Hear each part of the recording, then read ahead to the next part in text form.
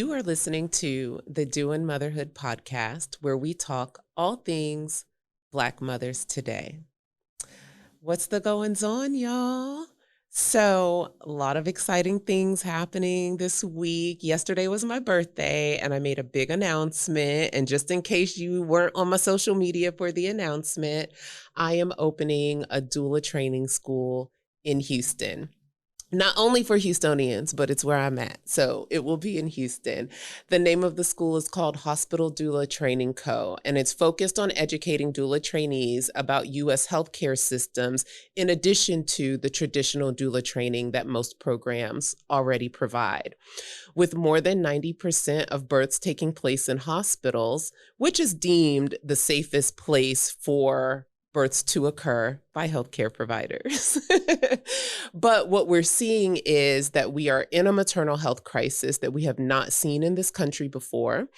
And in that crisis, Black women are faring the worst. So we need community advocates that are serving the community in collaboration with the medical community and other community organizers who are all working so tirelessly and effortlessly to reduce this maternal mortality numbers that we're seeing. So check out at Hospital Doula Training Co. on my Instagram. Our website will be up live soon. We'll be taking registrations as early as October 15th. So stay tuned. And if you're ready, let's do it. Now, we are in the beginning of October, and as most of you know, October is known as Breast Cancer Awareness Month. So I just want to talk a little bit about what that means for us, especially for Black women. One thing that I think sometimes gets lost in the conversation about breast cancer and awareness is how we can do our best work in making sure that we're doing our checks. And it's recommended that we do regular self-breast exams monthly. One time at your annual exam is just not enough. The best rates of survival come from early detection. So it's important that you know what your normal breast tissue feels like so that if there is a change, you realize it, you recognize it, and you can get help right away. I want to share these breast cancer facts from breastcancerpreventionpartners.com. In the US, a woman's lifetime risk of breast cancer is 1 in 8. So think about that's you and 8 of your friends. You and 7 of your friends. You and 7 of your friends. That means that one of the 8 of you are likely to find out that you have breast cancer at some point. Breast cancer has the highest mortality rate of any cancer in women between the ages of 20 and 59. African American women have a 31% breast cancer mortality rate, the highest of any U.S. racial or ethnic group. Among women younger than 45, breast cancer incidence is higher among African American women than white women. Younger women in general and younger African American women in particular are more likely to present with the triple negative subtype of the disease. A subtype is both more aggressive and associated with a higher mortality. Over the past 20 years, despite the universal drop in mortality rates, we have seen a rise in the incidence of breast cancer in African American women. In particular, disparities between mortality rates for white and Black women have grown significantly. The mortality rate for Black women diagnosed with breast cancer is 42% higher than the comparable rate for white women.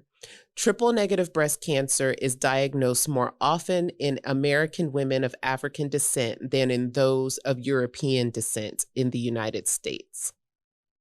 So that's a lot of information to take in. And what I hope that you will take from this is that there is so much that we can do to prevent breast cancer and for early detection.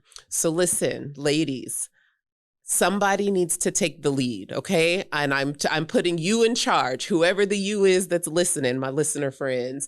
I'm putting you in charge of taking the lead in your family and in your friend group to make sure everyone that you love and care about is doing their monthly self-breast exams. Put it on your calendar. You want to do it after your period, because when we're in that period week, we tend to our breasts are already going through changes. So you want to do it just after your period, ideally. Breast self, put it on your calendar after your period, and everyone should be doing the group breast self-exams. I'm telling you to do it as a group. So we have accountability and we make sure that everyone is doing what they need to do to be safe. Make sure everyone knows how to do it correctly. I will have a video on the Instagram page showing us the proper way to do a breast self-exam. Those numbers for Black women are radical. And so we need to be radical in our efforts at preventing and early detecting breast cancer. Take charge of yourselves, take care of yourself, and take care of each other. I'd love to hear how you decided to take charge and the way that you're making sure the women in your life are doing these exams. If you are 40 and over, it is recommended that you have an annual mammogram. And you usually want to do that along with your gynecology exam that you have every year.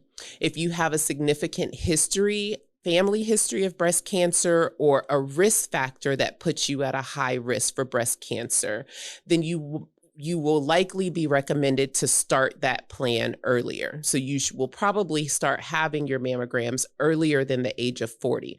But you have to have this conversation with your gynecologist or your primary care provider so that the two of you can come up with the best personal prevention and early detection plan for you. Prevention is where it's at.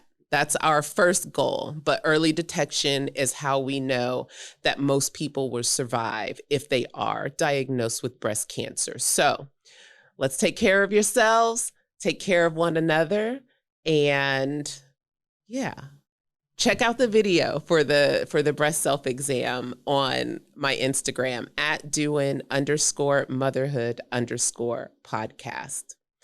And this is that time I feel like I'm always asking for the offering plate, but make sure, hey y'all, hey listener friends, I would appreciate if you would go to wherever you listen to the podcast most. So if that's Apple Podcasts or Google Podcasts or Amazon Music or Audible, all those places, please leave us some stars, leave a rating, leave a review. I am curious to know what y'all think of the podcast. I'm also open to hearing what is important to you. What would you like to hear? What topics would you like to discuss? Because again, this is where we talk about things that are very important to Black mothers today. All right, listener friends. So we are back with the 411, and today's episode is a continuation of the conversation we had last week. Healing is a journey. And so this is part 2 of that conversation. Last episode, I shared some of the lessons that I've learned on my own healing journey. And one of the things I didn't say is that I didn't even realize I was on a healing journey, right? I just kind of felt like everything in my life was falling apart. But then weirdly, at the same time, things were getting really good. It was just a lot of confusion for me. And so I was introduced to today's guest, Alicia Jackson.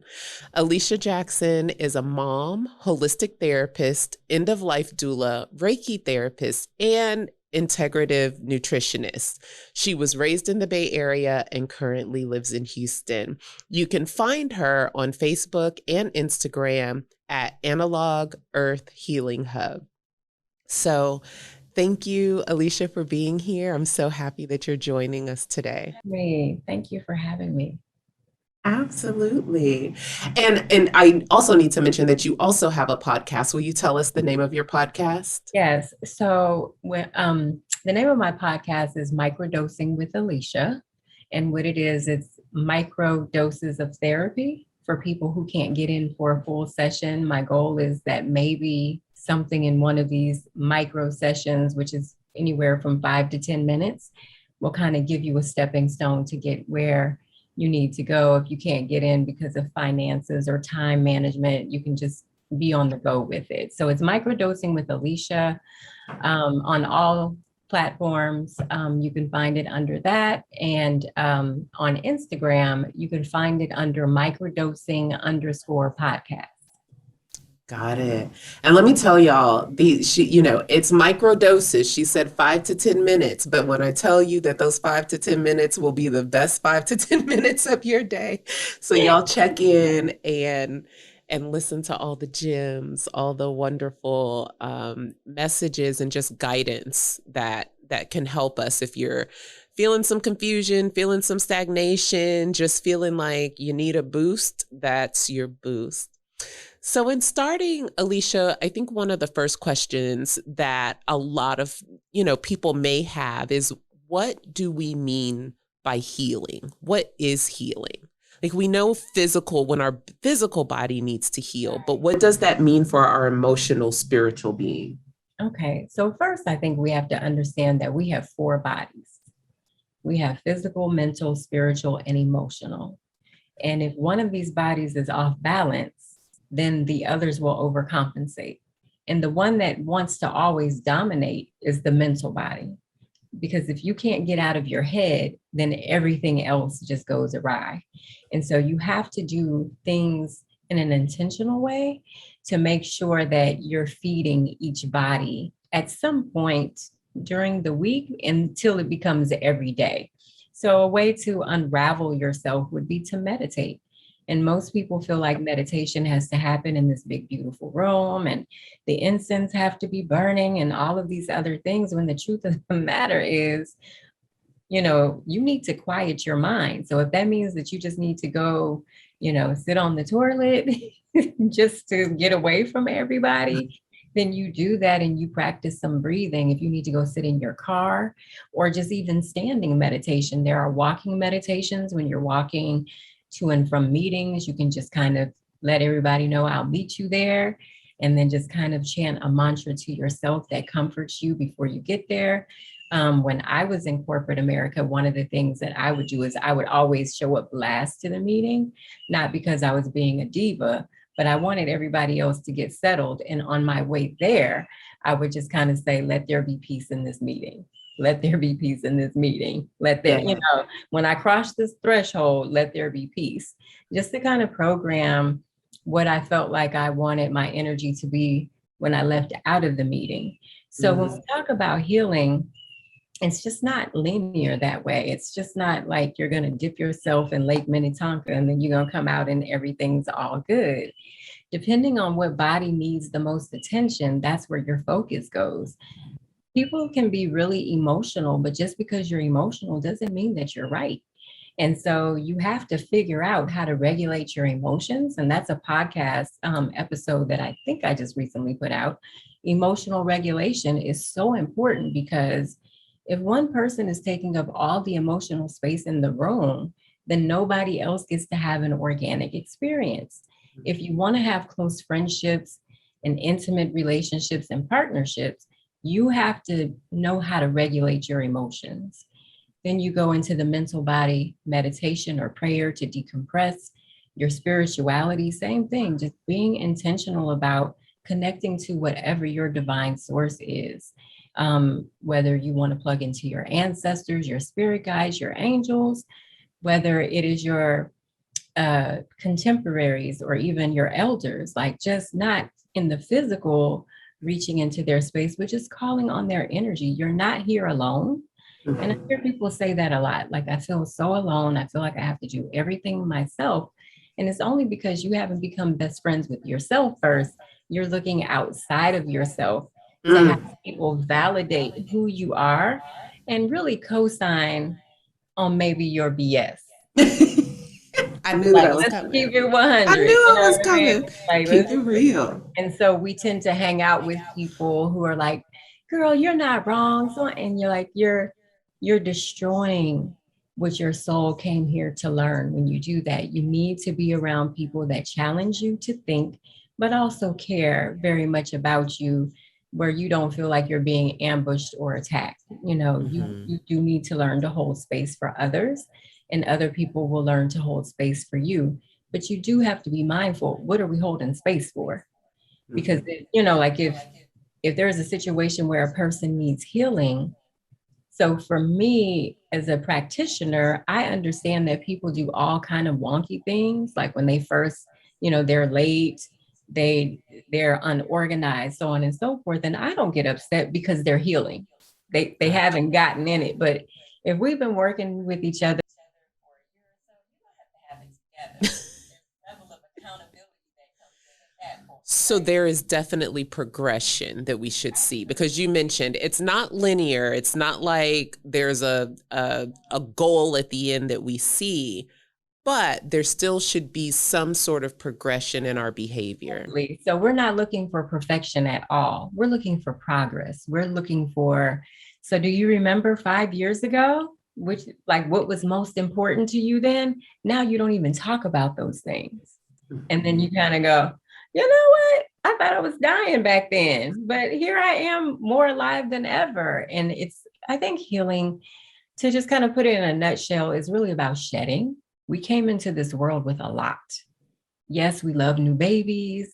They're so sweet, gentle, and they're full of good, juicy slob. And, you let them do all of that to you because they're new. Um, but depending on what the mother was carrying, depending on what her experience and her trauma has been, that integrates into the DNA of the child, even into the eggs of the children that are going to come out of that child if it's a girl. So those are things that you have to be mindful of, that you are here to kind of tap into some of your ancestral karma, whether it be positive or negative. And you have a responsibility to handle some of the things that you don't have anything to do with.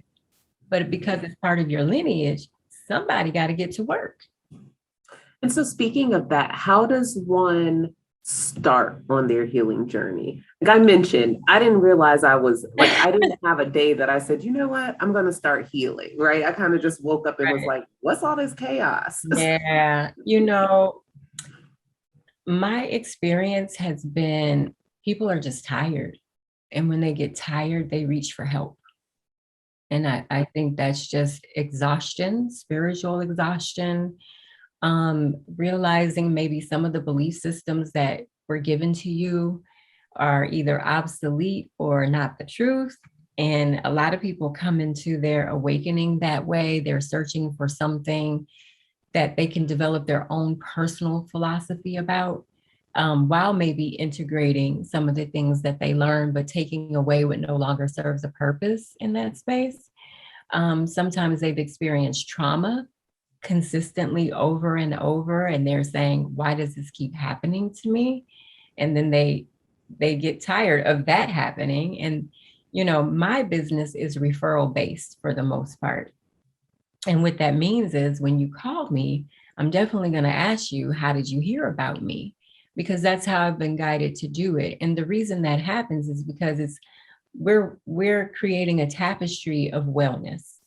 We're creating, and so every person is interlinked with another person, whether they even realize it or not, or whether even in the physical sense they may not be anymore, there's still a tapestry there. And my goal is to use this tapestry to keep us covered as a community, right? And in doing that, that tapestry gets bigger and bigger and bigger. Once you come into the healing space, you're already covered. Somebody has sent you. And so you're going to be well taken care of. And so that's just how it works for me. When I initially started business, I think I was kind of like, I need to get an office and I need to do this, just very corporately thinking. Yeah. And then just allowing myself to be intuitively guided meant that I had to quiet my ego of what I thought things should look like and just go with the flow of what the divine source needed me to do. And in following that divine guidance, that's how I am successful. Mm-hmm. And it sounds like, so you started with saying meditation, taking that moment to just quiet ourselves, be still, be quiet, and then hearing what's coming to us in that quiet space. Listening to what your gut is saying. To what it's saying, look like and it's always the first answer. You don't have to mill through it. If you ask a question right now, the answer will immediately come. But we have a tendency to go, no, wait a minute, let me, like we feel like we need to light more incense or get more what, like, no, it is the very first answer that comes to you, and don't question it. Just go with it. We are all highly intuitive. It's just that our lifestyles we have put so much into our lifestyles that we're distracted, that most people are not as intuitive. And that's one of the things that, I work with families and primarily with mothers with new babies. And that's one of the things that I try to get them to understand is that usually whatever you first hear, whatever that first gut feeling is, that first heart feeling, right? That it's safe for you to go with that, because that is usually the answer. But I think what happens for a lot of us is that we've been conditioned to think we have to get it out of a book. And I'm not saying that we should not read. You need to read and you need to study and you need to know. But what I'm saying is that in that moment when that baby just won't stop crying and you've done all the right things, that baby is fed, taken care of, dry, has a beautiful home over its head, right?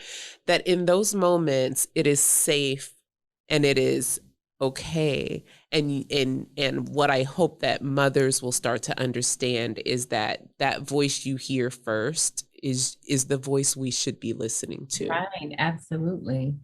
And then also to add to that is like, so we have the meditation, right? That's an opportunity for us to kind of dump out and, then receive. And then we have prayer, which means that is our request. These are the things that we're talking about. These are the things that we may be asking for, and the things that we understand that we are ready for the responsibility for. So if we're asking for something, that also means that we're ready for the responsibility that comes with it. So if we're asking to be pregnant, to become full, right? Then the baby is up and crying and you've done everything that you could possibly do. When you start praying, those requests will come in, but it's also a time for you to be quiet. So you're saying, oh God, I don't know what to do. My baby's fed. I've changed her diaper. I've done this, and she just will not stop. And then maybe when you put in that request on the meditation end, maybe the baby's picking up your anxiety. Maybe the baby is feeling something, a vibration from you, that if you relax, then the baby will do the same. It could be something simple as that, like you really have to, this mother thing it's the whole thing. It's a whole alchemy type situation in a lot of ways. And so again, going back to those 4 bodies, if that baby, you're unable to physically address those issues as to why that baby is crying, maybe it's emotional, spiritual, or mental in nature. Why that baby is crying. Love it. So when I was first introduced to you, I was introduced to you as a Reiki healer. I refer to you often now as my Reiki counselor, because we do Reiki and we also do counseling. And at different times, I've been working with you for like 6 years now, right? At different times, we're heavy on the Reiki and we might be heavy on the therapy. It's all good. It's all good. And sometimes it's all together, right? But can you explain, or can you, explain to our listener friends, what is Reiki? So Reiki, what the founder of Reiki, Mikao Usi, is from Japan. And so it's originated in Japan, and then it was shared with the world. It has 5 basic principles that you should live your life by each day. One is today I feel no anger. So that's something that like you kind of wake up and these are some things that you should be talking to yourself about. The other is have no worries, to feel gratitude, work honestly, and be kind to others. Like that's the premise. Those are the principles of Reiki. Now, when you start talking about the body work and the healing work, there are some specific symbols that are used in Reiki sessions to protect the practitioner from whatever the client may be carrying. And then there are some symbols that you just kind of draw with your hands to generate specific energies to different parts of the body. So that's the foundation of it. Me, as a woman of color, a Black woman, I relate to Reiki as growing up in the Black church of healing hands. That's how, I mean, to me, it's pretty much the same thing. And we were always taught, you don't let everybody put their hands on you, right? And so, again, that's the same premise. So I had to do a lot of healing before I would allow myself to work as a Reiki practitioner, because I wanted to make sure that I wasn't harming anybody with the unhealed parts of myself, because transference of energy is real. Mm-hmm. And so for me, that's the best way for me to explain it. I think different practitioners practice different things. Some people will actually use their hands and put their hands on parts of your body. They'll touch you fully and generate energy to help relieve or release whatever tension in the body or stress that part of the body is showing. Me in particular, I don't touch anyone. And that's just my personal choice. I have enough energy generating through my body, and I can bring it to my hands where I can just hover over you and know where the blockages may be and know where most of the good energy is, so that I can, like move it around and regulate it in open channels. That also attributes, though, to how I take care of myself. And so before doing a Reiki session, there's a whole series of things that I do to make sure that we're both protected. But Reiki to me is, we've been doing it. I don't know about, in Japan, but I know right here as of African descent, being a Black woman.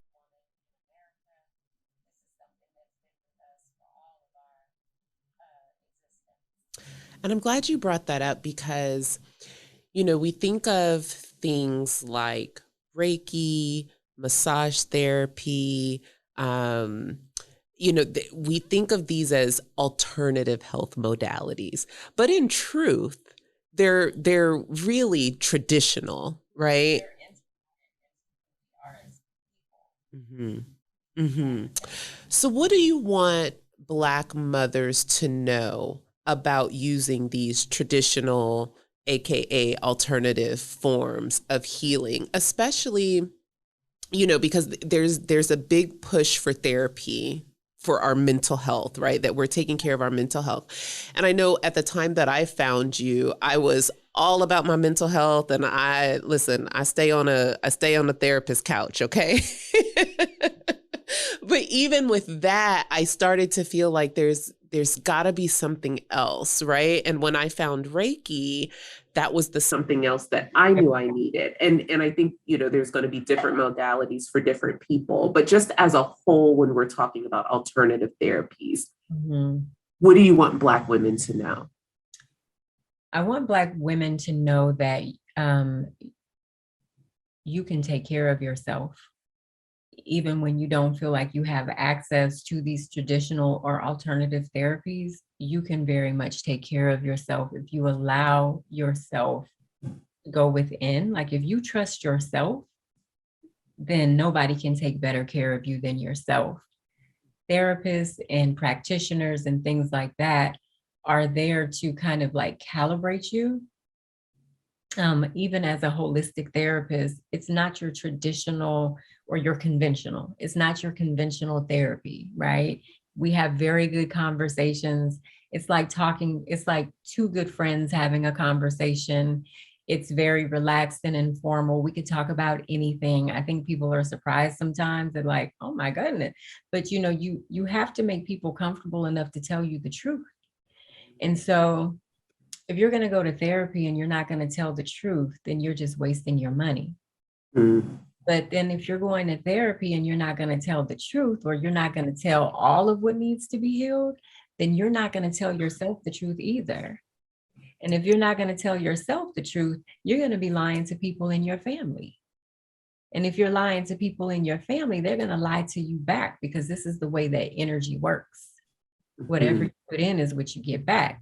So if you're not comfortable telling the truth, then you got to get into some type of, I would say, alternative therapy to help you, to give you permission to speak your truth without judgment, without feeling shame or guilt, and just really tap into your shadow and figure out what's going in the dark corners of your life.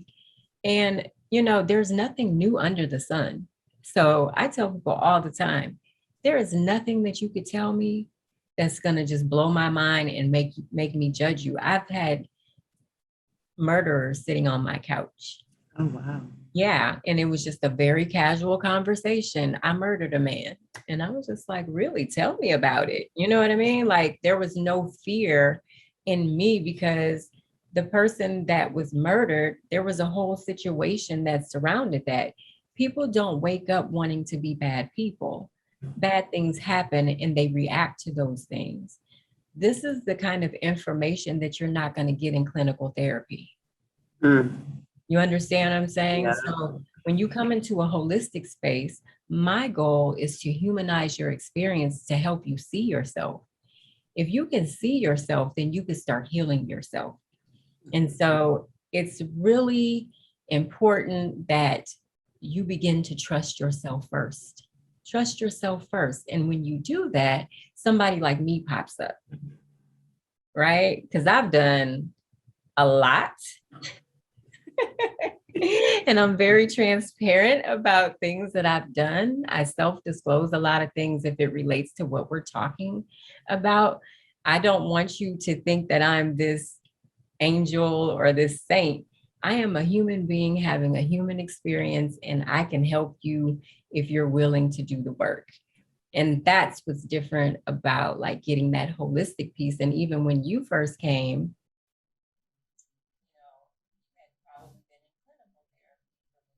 Mm-hmm. It did. It did. And I just want to share real quick with our listener friends, when I first met Alicia, I was in this place where I was ready to give everything up. I was like, life too hard. And I was feeling like I'm doing all the right things. I go to work, I take care of my family, I take care of my house, what more? And there's just something about what you said in your self-disclosure. And I know that in traditional therapy, that's not something that they're not allowed to. And not that it should happen a lot, but that speaks to your being able to share your truths. And those are usually themes that people tend to feel like shame and guilt around, right? So it's the stuff we don't want to tell people that we do or think or feel. And I think for me, that was the paradigm shift, because I was finally in a space where I felt like there's no judgment. And when I knew that there was no judgment in your healing space, I knew I could come out with all of my truth. And that is what helped me get past those blocks of like, why is life so hard? Right. And just knowing like whatever is happening right now is part of your journey. Like that's all that's happening. Like keep going. It's not going to always be this way, but you have to make a commitment to self to be able to keep going. Like you could stay here and you could stagnate and you can feel like you're running in mud, and that's fine. But if you want a different outcome, you got to keep moving forward. And people get very comfortable in their trauma. They get very comfortable in identifying with things that may bring them a certain amount of attention in their trauma as well. And then you have people who are like, okay, so this is my trauma. I know that it's there, but how do I resolve this? And I feel like you were one of those people who wanted real resolution. And so when you accepted that real resolution, then I mean, here we are now. Here we are. And like I told y'all last week, listen, I started working with Alicia 6 years ago. It doesn't even seem like it's been 6 years. It's like so much has happened between then and now. But at that time, I was in a space, I can tell you that in that place, I was determined to see my corporate star rise. Honey, I was so locked in. I was so locked into the plans and the pathways and the steps.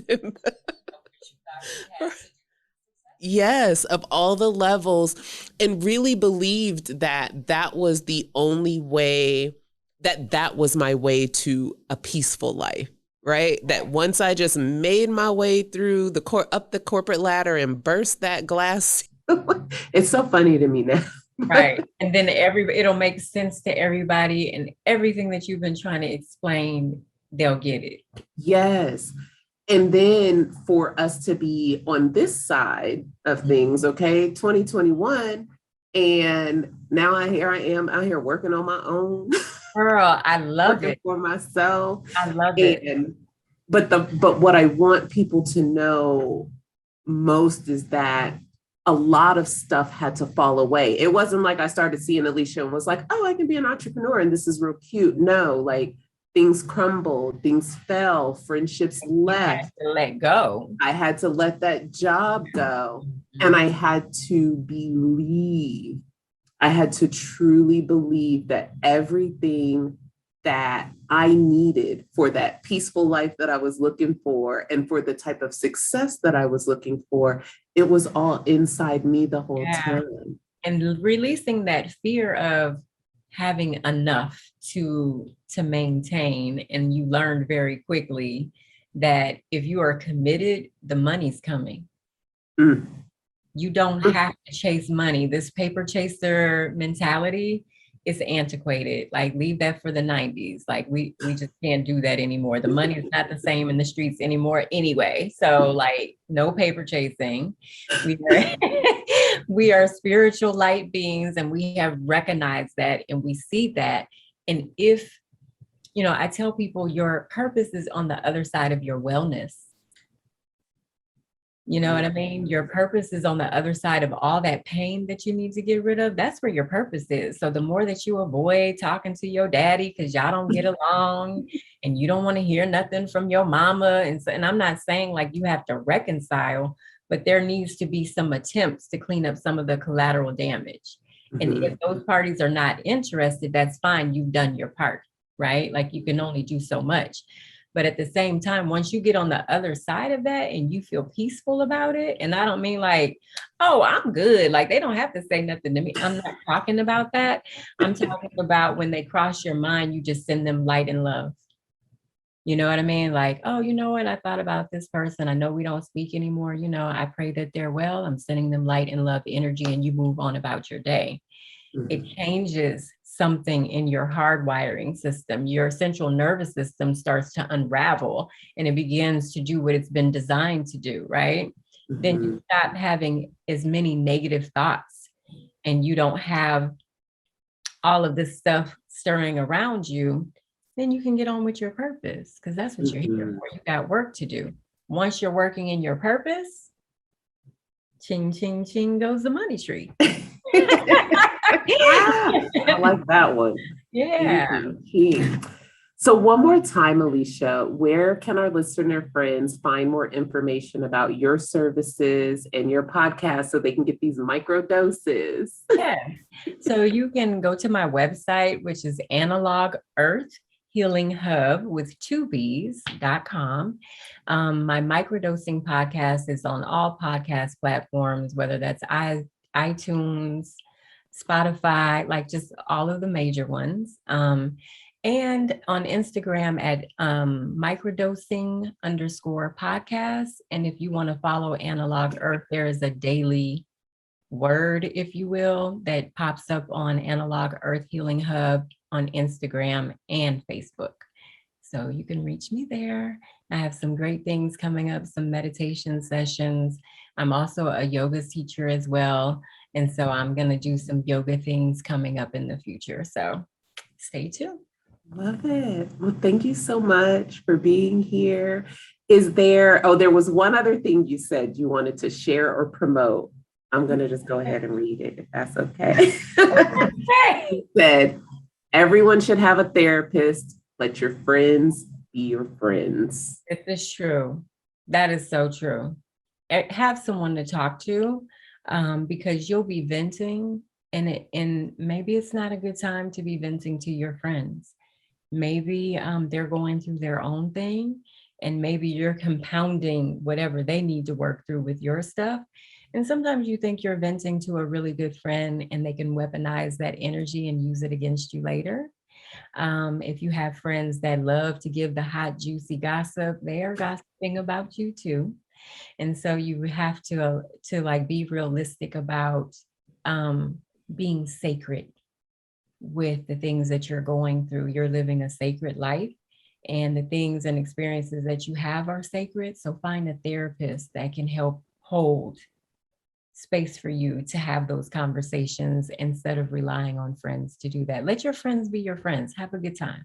Yeah, let's just have fun. Have a good time. Have a good time. Well, thank you so much for being here. You all know where you can find Alicia. Definitely check into the Microdosing podcast. Like I said, they're short, but those will be the best few minutes of your life that day. Okay, so tap in, and maybe we'll have you back. I would love to come back. Thank you so much for having me. I appreciate it. And I'm so happy for you and so proud of you, Anya. Thank you for sharing your life with the world. I feel like mothers have a safe place to be. Every person that asks me about a doula, I send them to you because I trust the work that you do. And I know how dedicated and committed you are to our community. So I appreciate that. Thank you. You're welcome. All right, we'll talk to you soon.